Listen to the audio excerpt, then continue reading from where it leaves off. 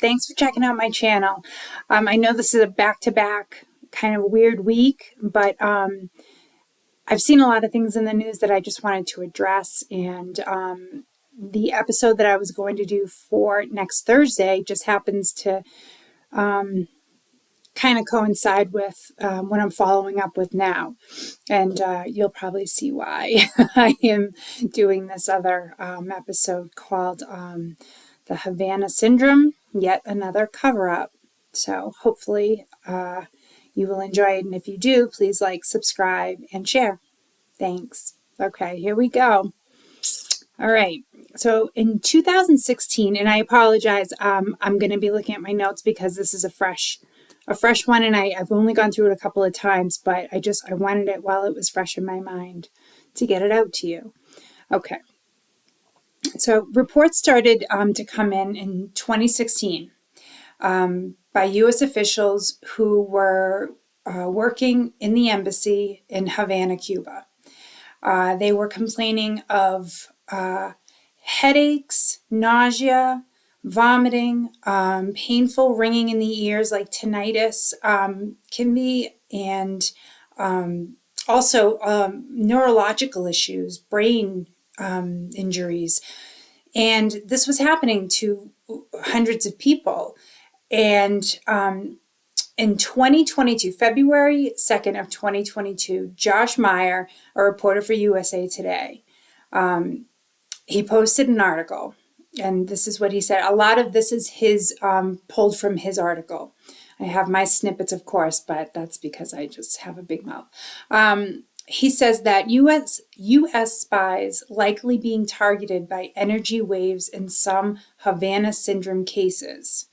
Now, the findings of a panel of a intelligence community, they call themselves IC. That's what I'll refer to them as instead of regurgitating intelligence community, mostly because it just feels exaggerated. But these findings were made by a panel of experts, IC experts, and were consistent with at least one hypothesis given by U.S. officials in recent years that Russia, China, or other adversaries were targeting unwitting Americans with some kind of weapon. It should be noted, too, that Canadian dignitaries were also suffering from these when they were in the same places with the American officials.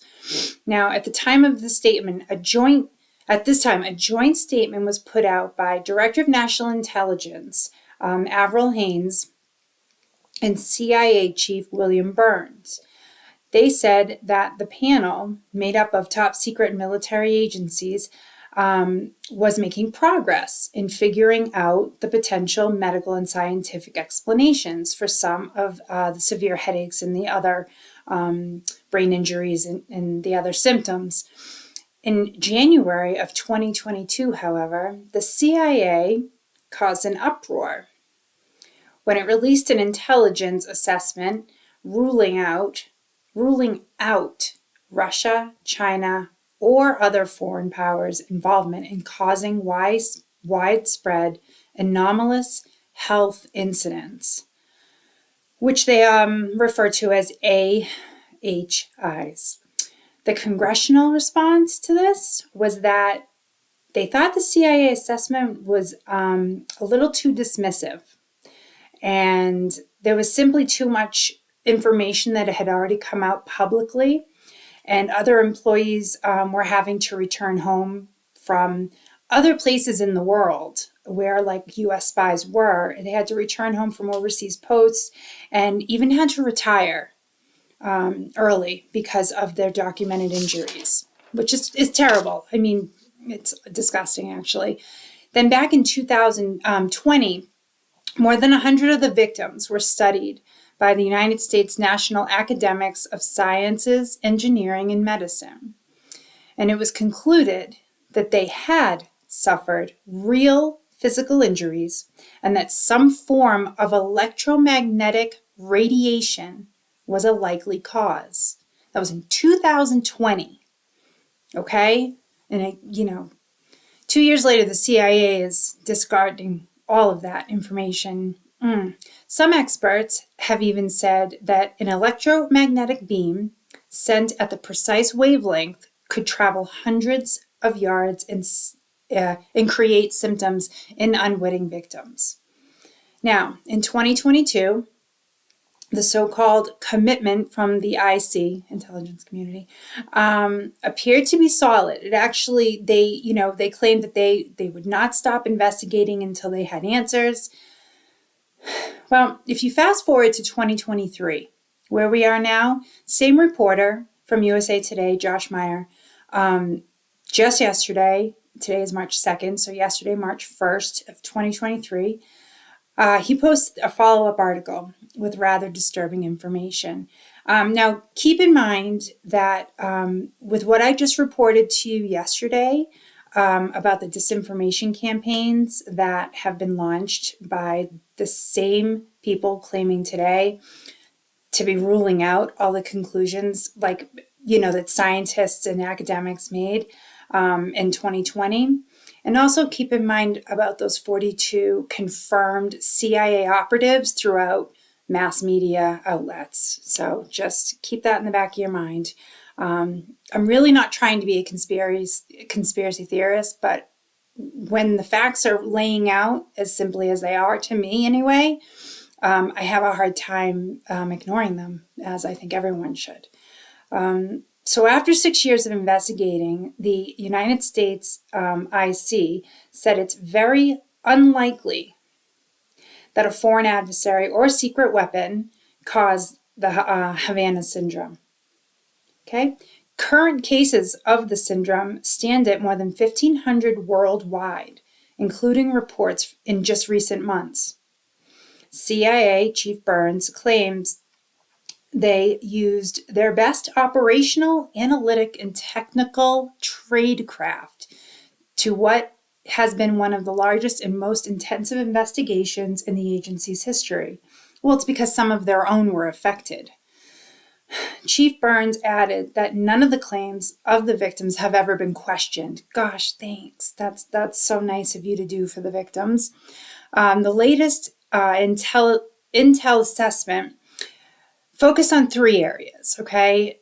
There were words, was it from foreign adversaries? Were specific deliberate mechanisms at play here?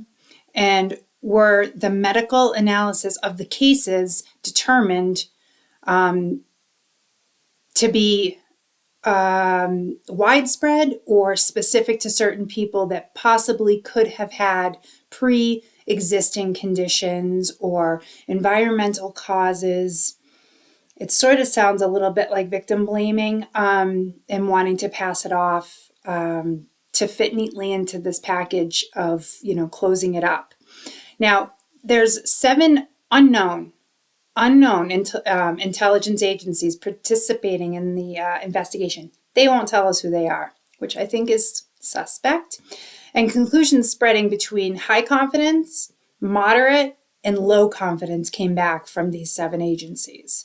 So the director of National Intelligence, Haynes, said that the investigation will continue until the gaps in confidence levels between the 7 agencies are filled.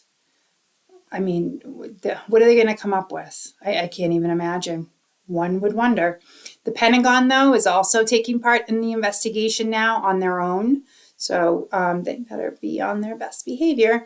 The intelligence community's agencies have also said that these symptoms are, they did find a correlation between all of the active cases. So, I'm not really sure what the big mystery is for them. It's just, all these people aren't related. It's not like they share a DNA pattern or something. A more blunt assessment came from 2 senior U.S. intelligence officers saying they've looked into terrorist groups, disgruntled U.S. officials like ex-employees or something, and they have even looked at aliens. Well, when haven't they? And no specific entity or technology caused the wide array of symptoms and injuries that were reported in 96 countries beginning in Havana in 2016.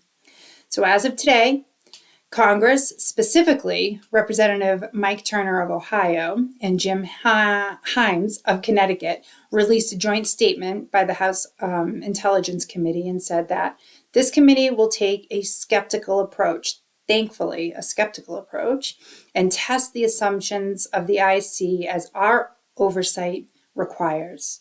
So, and to wrap up, I just wanted you to be aware of what was happening out there. I'm not sure if anyone's following the Havana syndrome issue. It's a serious problem stemming from unknown sources, and we're supposed to believe that the intelligence community that has evidently flip flopped in just 1 year with their commitment to help find the answers for the victims. And I'll just say this, stay skeptical and get your own facts. That's what I'm in the process of doing. And again, I'm sure now you can understand why the episode I did yesterday now kind of ties into this one. But I really do hope that you're all staying happy and healthy out there. And stay weird. It does help sometimes. It really does. And take care. Thanks.